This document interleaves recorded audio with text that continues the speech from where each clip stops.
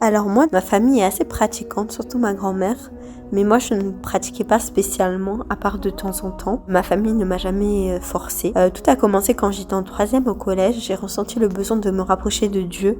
Je ne sais pas comment l'expliquer, mais c'était un vrai besoin à ce moment-là. Du coup, j'ai été voir ma mère, je lui ai demandé une Bible et des livres de prière. J'ai commencé à prier tous les soirs, mais je me suis vite rendu compte qu'il y avait un problème. Quasiment tous les livres de prière étaient des livres de prière pour les saints et non pour Dieu. Et moi, je me demandais, mais pourquoi je vais prier des saints alors que moi, je veux prier Dieu directement? Finalement, j'ai quand même continué de prier tous les soirs. Quand je priais, subhanallah, j'avais mal au cœur. Carrément, des fois, j'en pleurais. Je me disais, mais pourquoi ça me fait mal alors que la prière, c'est censé faire du bien? J'ai vite lâché. Mais je n'ai pas abandonné mon envie de me rapprocher de Dieu pour autant. J'ai commencé à me poser des questions sur les religions. Et un jour, j'ai lu l'histoire d'une fille musulmane très éprouvée. Elle disait que la religion l'aidait beaucoup et du coup, ça m'a intriguée. J'ai commencé à me renseigner sur l'islam. À ce moment-là, je n'avais aucune connaissance musulmane. J'ai commencé à lire le Coran sur Internet, à l'écouter, à lire un peu sur qu'est-ce qu'est l'islam, les prophètes. J'aimais beaucoup lire le Coran et c'était vraiment clair, même au niveau des prophètes, de l'histoire, enfin tout était clair, naturel et logique. Quand j'écoutais le Coran, je me sentais vraiment apaisée. J'ai vite compris que j'avais trouvé la vérité, mais j'avais quand même des réticences à me convertir, notamment par rapport à ma famille, au fait que je n'y connaisse vraiment rien et que c'est quand même un choix lourd. Finalement, arrivée au lycée, j'ai rencontré une copine musulmane, je lui ai parlé de mon cheminement et elle m'a présenté sa mère qui est très pratiquante, Allahumma barik. Elle a commencé à nous emmener le dimanche à des cours religieux dans une mosquée. Et quand je suis rentrée pour la première fois, j'ai vu plein de filles en jilbab. C'était la première fois que j'en voyais. J'ai direct pensé, waouh, c'est vraiment trop beau, moi aussi je veux m'habiller comme ça. Et du coup, à ces cours, j'ai rencontré des sœurs vraiment incroyables. C'était la première fois que je rencontrais des filles aussi gentilles.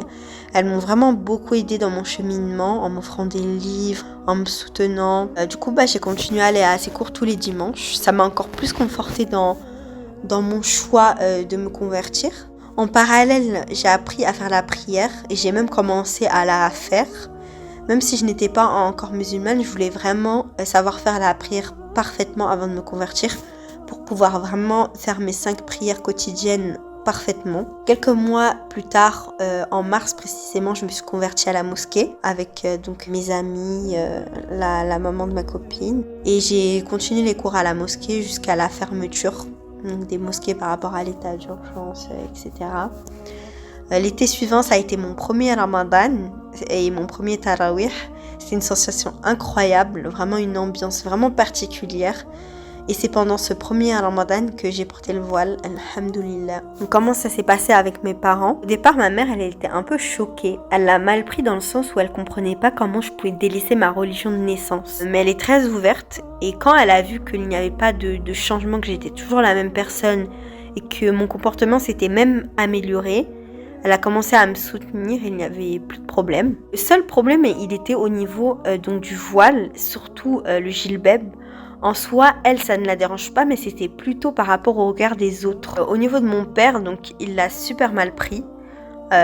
C'était vraiment dans une période compliquée avec les gens qui partaient en Syrie, etc. Du coup, il avait vraiment peur. Il m'a même dénoncé au numéro vert Stop Djihadisme. Ça a vraiment été une période très compliquée pour moi. Il ne m'a plus parlé pendant plusieurs années, mais j'ai patienté. J'ai quand même essayé de revenir vers lui.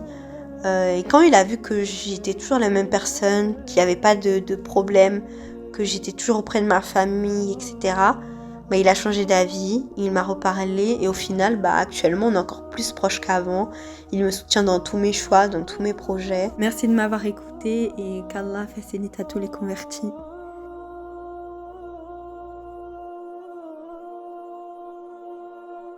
Pour soutenir le projet TikTok musulman et ne pas rater les prochaines vidéos, abonnez-vous.